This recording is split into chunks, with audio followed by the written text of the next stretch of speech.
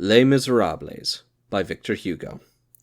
While through the working of laws and customs there continues to exist a condition of social condemnation which artificially creates a human hell within civilization, and complicates with human fatality a destiny that is divine, while the three great problems of this century, the degradation of man and the proletariat, the subjection of women through hunger, the atrophy of the child by darkness, continue unresolved. While in some regions social asphyxia remains possible, in other words, and in still wider terms, while ignorance and poverty persist on earth, books such as this cannot fail to be of value. Hauteville House, 1st of January, 1862. Part 1. Fantine. Book 1. An Upright Man. Chapter 1. Monseigneur Muriel. In the year 1815, Monseigneur Charles-François Benvenu Muriel was Bishop of Dinan.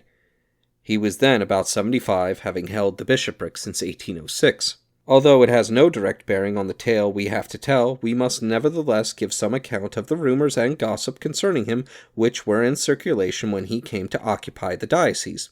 What is reported of men, whether it be true or false, may play as large a part of their lives, and above all in their destiny, as the things they do. Monseigneur Muriel was the son of a councillor of the Parliament of Aux, a member of the Noblesse de Roube. It was said of him that his father, intending him to inherit his office, had arranged for him to marry at a very early age, about 18 or 20, following the custom that was fairly widespread in parliamentary families. Charles Muriel, it was said, had attracted much gossip despite this marriage. He was good-looking, although of small stature, elegant, graceful, and entertaining.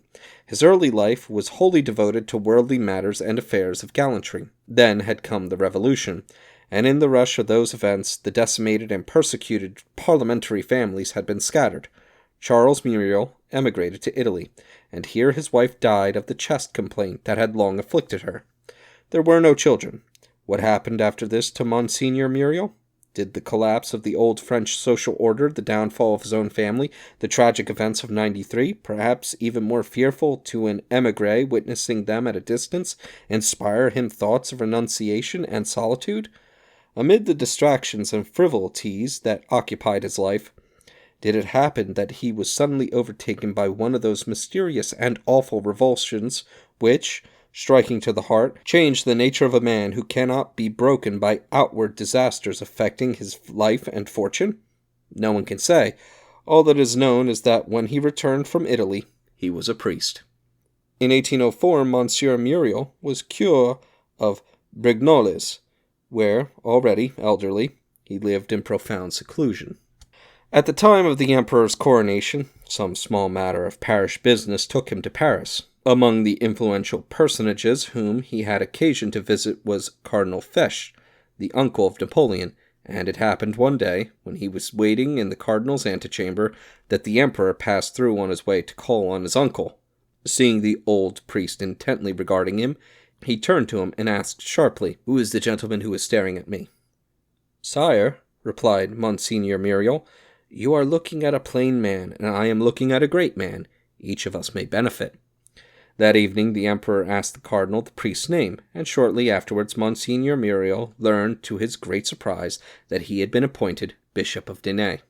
As to the truth in general of the tales that were told about the early life of Monseigneur Muriel, no one could vouch for it. Few people remained who had known his family before the Revolution. He had to accept the fate of every newcomer to a small town where there are plenty of tongues that gossip and few minds that think. He had to bear with this in spite of being a bishop and because he was a bishop. And after all, these tales were perhaps only tales, rumor and fabrication, and nothing more. However, that may be. By the 9th year of his residence as Bishop of Dinan, all the chatter that at first occupies small people in small places had died down and been forgotten. No one would have presumed to refer to it or even to remember it. Monseigneur Muriel had come to Dinan, accompanied by his sister, Mademoiselle Baptistine, an unmarried woman 10 years younger than himself.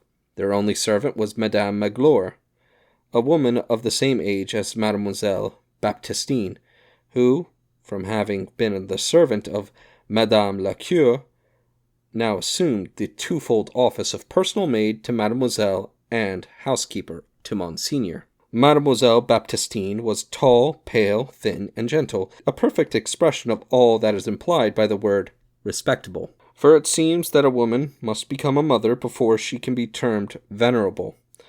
She had never been pretty. Her life, which had been wholly occupied with good works, had endowed her with a kind of pallor and luminosity, and as she grew older she had acquired what may be called the beauty of goodness.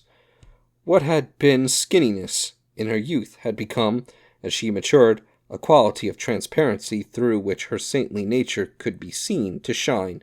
She was a spirit more than she was a virgin. Her being seemed composed of shadow, with too little substance for it to possess sex. It was a shred of matter harboring a light, with large eyes that were always cast down, a pretext for a soul to linger on earth. Mademoiselle Magloire was a small, plump, white-haired old woman, always busy and always breathless, partly because of her incessant activity, and also because she suffered from asthma. Upon his arrival in Digne, Monseigneur Muriel was installed in the bishop's palace with the honors prescribed by imperial decree, which ranked a bishop immediately below a marshal of France. The mayor and the president of the council were the first dignitaries to call upon him, and his first visits were paid to the general and the prefect. His installation over, the town waited to see their new bishop at work.